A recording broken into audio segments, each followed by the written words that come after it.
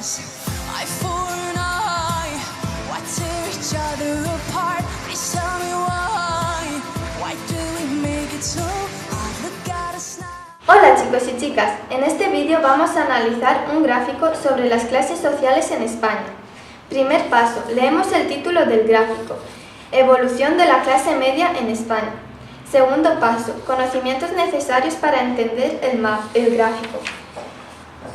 Debemos tener conocimientos sobre lo que son las clases sociales.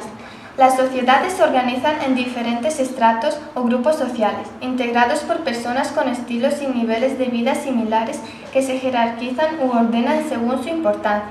El criterio para diferenciar a personas de una clase o de otra puede ser el nacimiento, el mérito personal o la riqueza.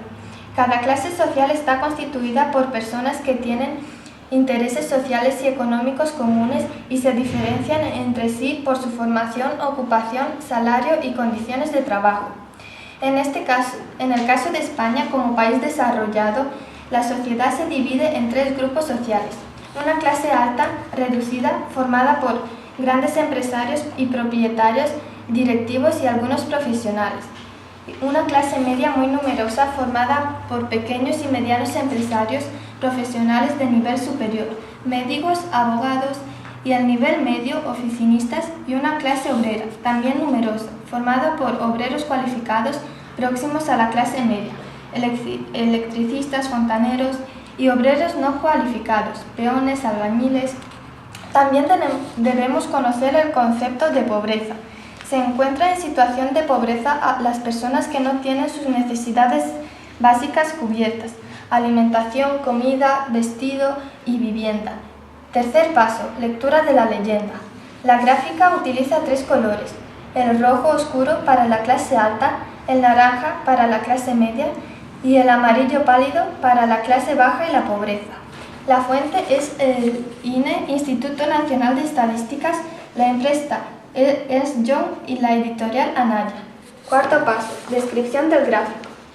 El gráfico se representa sobre un eje de coordenadas horizontal, representa los años 1950, 1962 a 1965, 1975 y 2008, y en el eje vertical el tanto por ciento. En el año 1950, la clase baja constituía el 65% de la población española, la media el 34% y la clase alta solo el 1%. 15 años después, en 1962 a 1965, la clase baja seguía siendo mayoritaria, pero ahora constituía el 56%. La clase media aumentaba hasta el 41% y la alta solo ocupaba el 3%. En 1975, la clase media se convierte en mayoritaria con el 56% de la población y la baja se sitúa en el 39%. La alta apenas sube hasta el 5%. En el año 2008 vemos que la clase baja vuelve a ser mayoritaria con un 50,4%. Aunque se distingue entre la clase baja propiamente dicha, con el 30,4%, y el nivel de pobreza, 20% de la población. La clase media representa el 42,9% y la clase alta llega a un 6,7%. Quinto paso, explicación del gráfico. Si nos fijamos en el eje horizontal, el que representa los años, vemos que esta gráfica recoge datos de 4 épocas, las dos primeras del franquismo y las otras dos de la democracia. La primera del inicio y la segunda muy cercana a la fecha actual. La clase media ha sido mayoritaria en España hace poco, pero retrocede en el 2008.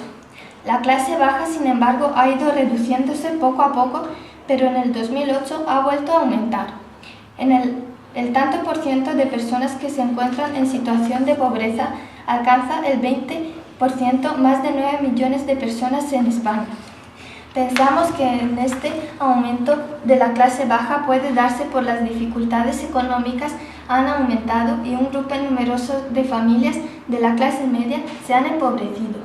La clase alta ha aumentado a lo largo de estos años, pero solo alcanza el 6,7%. Sexto paso, redactamos la lectura del gráfico. Hacemos una redacción en la que recogemos el título del gráfico, la descripción de lo que vemos y la explicación de las causas que hacen el mapa que sea así. Why tear each other apart? Please tell me why. Why do we make it so hard? Look at us now. We only got ourselves to blame. It's such a shame. How many times can we win and lose? How many times can we break the rules?